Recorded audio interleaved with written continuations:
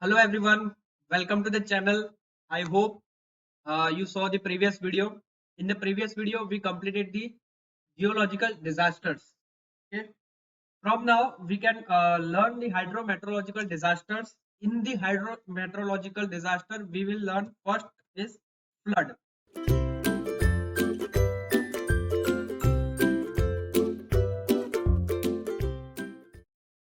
As you can see in the picture, this is the picture of flood. So, what is flood? Okay, flood you can say the most frequent and costly natural disasters. Okay, conditions that cause the flood include the heavy or a steady rain for several hours or a day that saturates the ground. Flash floods occur suddenly due to the rapidly rising water along a stream or low-lying areas. Okay, as you know, the flood is an excess of water, or we can say excess of mud on the lands that normally dry, and is situation wherein the inundation the caused by the high flow or overflow of a water in an established water course such as a river, stream, drainage ditches, or pounding of water at or near the point at the where the rainfall occurred. Okay, this is called the flood. This is called the flood. Flood is a, you can say, the duration type of event. A flood can strike anywhere without a warning, occurs when a large volume of rain falls within the short time. Okay. This is called the flood. Now, what is the characteristic of this flood? There are some several characteristic of the flood. First one is depth of the water. So, what is depth of the water, and what why this is the characteristic of flood? So, what is depth of the water? Building foundation and vegetation will have different degrees of tolerance to bring inundated water. Is depth of the water. Second characteristic is duration. What is duration? Damage to structures, infrastructure, vegetation related to duration one of a time with the water inundated is called the duration. Third characteristic is velocity. So high velocities of a flow creates the erosive forces, hydrodynamic pressure which destroy the foundation supports and may occur on the flood plains, or we can say in the main river channel. So this is the third characteristic of flood.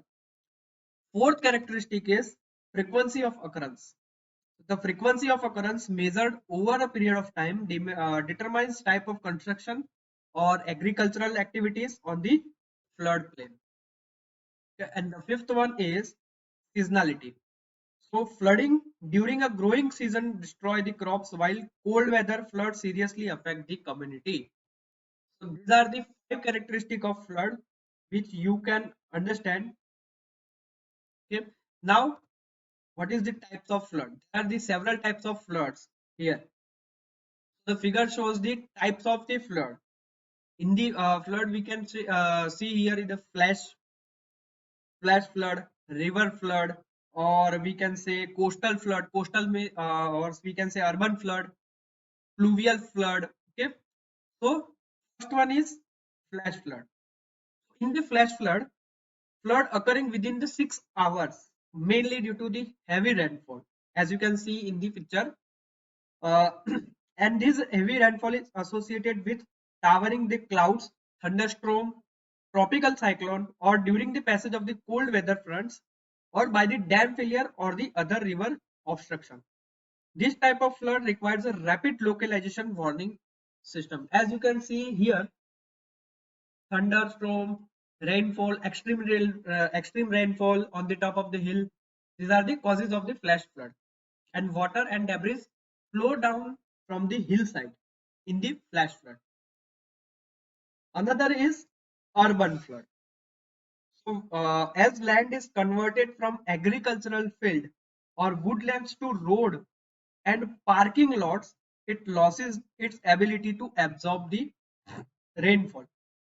Urbanization decreases the ability to absorb water to 2 to 6 times over the 2 to 6 times over what would occur on the natural terrain.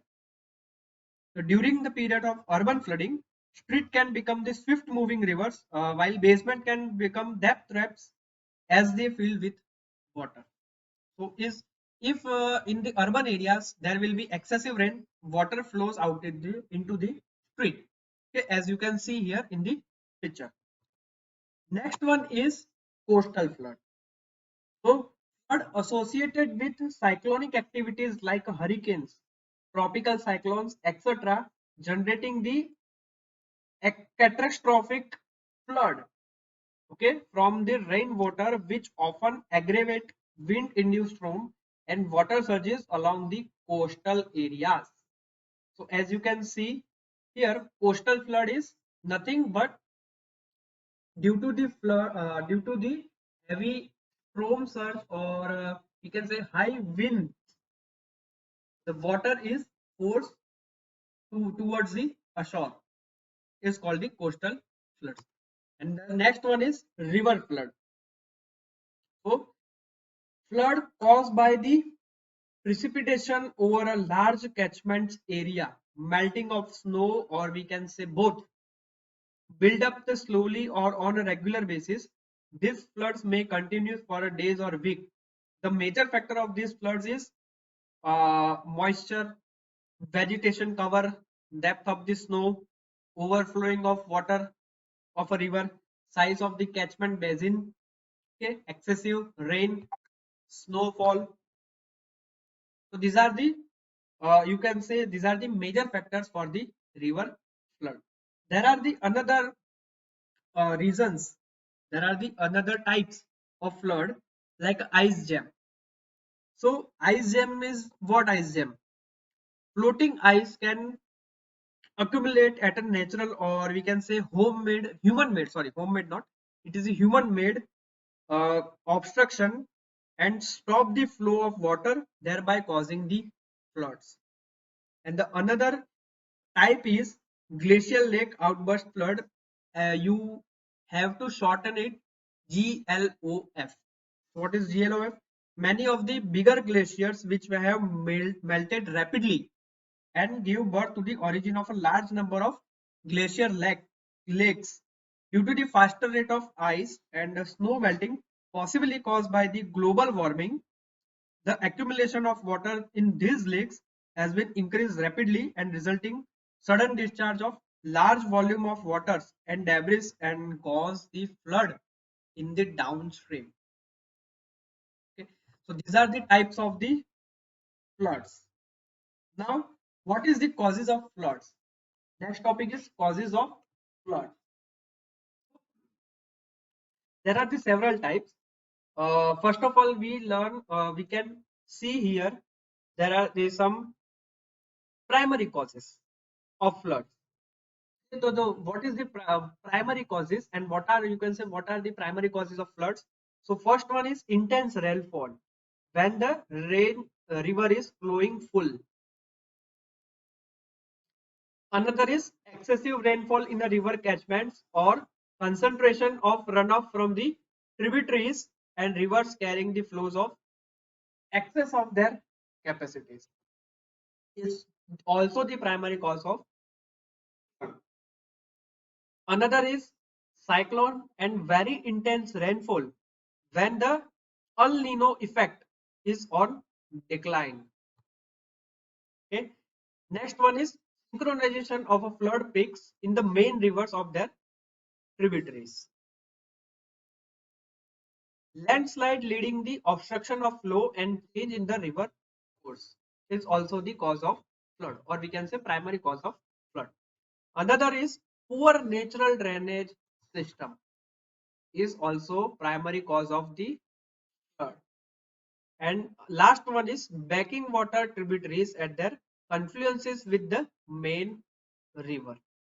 Okay, so these are the some primary causes for the flood, or we can say reason for the floods. As you can discuss causes of the flood, you have to you must have to say that the inadequate capacity of the rivers to contain with their banks the high flows brought down from the upper catchment areas following by the heavy rainfall leads to the flooding. Okay? The tendency to occupy the floodplains has been serious concern over the years because of the varying rainfall distribution. Many a times areas which are not traditionally prone to the floods also experience the severe flood. Areas with the poor facilities get flooded by accumulating of water from heavy rainfall, access the irrigation water applied to command areas, and an increase in the groundwater level due to the seepage from canals and we can say irrigated fields also are factors that accentuate the problem of water logging. Okay, so as you discuss the causes of flood, this also consider as the causes of flood. But as you can see on the screen, these are the primary causes for floods. Now, the question is how we can prepare for a flood? How can we prepare for a flood? So, since the ages, people have coped and learned to live with this flood, and they have generally settled in areas away from the flood and have adapted agricultural practices which can sustain in a flood water. Traditional methods based on the locally available resources have been used to minimize the damages during flood.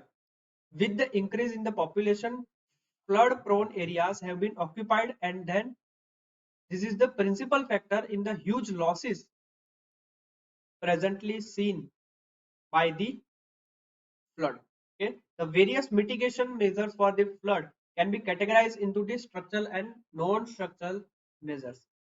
But but what we do, or we can say how to prepare for a flood. So the answer is there are the you can say three main topics. Okay, first one is regulation and enforcement. So what is regulation and enforcement?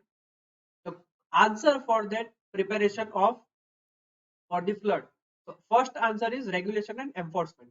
So unplanned and unregulated developmental activities in the floodplains of the rivers and encroachments in the waterways have led to increase the flood losses as well as the flood risk.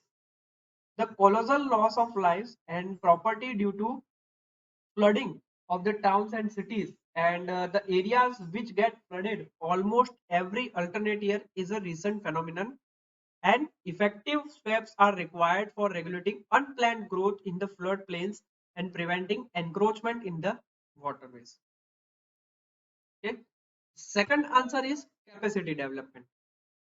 So capacity development covers the aspect of flood education, target groups for capacity development of professionals, training, research and development, and documentation with respect to flood management. The proposals for strengthening the existing system are also therein. An action plan for capacity development has also been formulated. So this is the second answer for preparation against the flood, or you can say preparedness or mitigation. Third one is flood response. Third answer is flood response. So an effective and prompt response to flood is a very important for minimizing the loss of lives and properties and providing immediate relief to the affected people. The role of communities and NGOs is vital in search, rescue and relief operations. Immediate medical assistance to the affected people and steps for prevention the outbreak of epidemics after the floods are essential component for flood response. Okay, as per our provision of the Disaster Management Act 2005, the Government of India has constituted the National Disaster Response Force (NDRF), National Disaster Response Force, for the purpose of specialized response to the disaster. Over and above this, a mechanism for coordinated approach and effort are required to effective. So these are the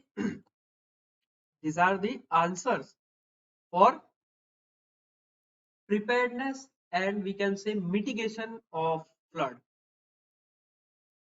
Now, after this, there are some flood safety tips. Okay, as you can see in the earlier videos, we can discuss about what to do and what not to do before and during the hazard and after the hazard. So here also we can discuss about what to do and what not to do before and during the flood and after the flood.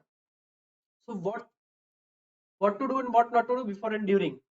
So first point in this topic is all your family members should know the safe routes to the nearest shelter or raised puka house.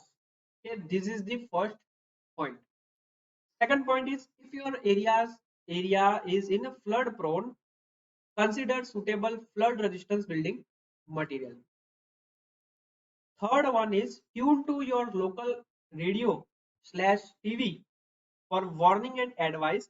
Have an emergency kit ready. This is the third point. Fourth point is keep dry fruit, drinking water, and clothes ready. And drink preferably boiled water. Keep your food covered and don't take heavy meals. Okay? And do not let children and pregnant women remain an empty stomach. Be careful of snakes, and snake bites are common during the flood. Okay, these are the do's and don'ts before and during the flood. Now, what do's and what don'ts after the floods? So, first one is pack warm clothing, essential medication, valuables, personal papers, etc. in a waterproof bags to be taken with your emergency kit. Next one is another point is raise furniture, clothing, and valuable onto beds, tables in an attic. Next is turn off the main electricity power supply. Do not use electrical appliances which have been in a flood water. And do not get into water of unknown depth and current. And last one is do not allow children to play in or near the flood water. Okay, so these are the points which you have to do or don'ts before and during and after the flood, or we can say after the hazard. Okay, so in this lecture we discuss about all about the flood. We discuss types of flood, we discuss what to do and what not to do, and we also discuss preparedness and mitigation for the flood. Okay, so in today's lecture we are we are finished here. Now you must have to subscribe my channel, press the bell icon, and also hit the like button.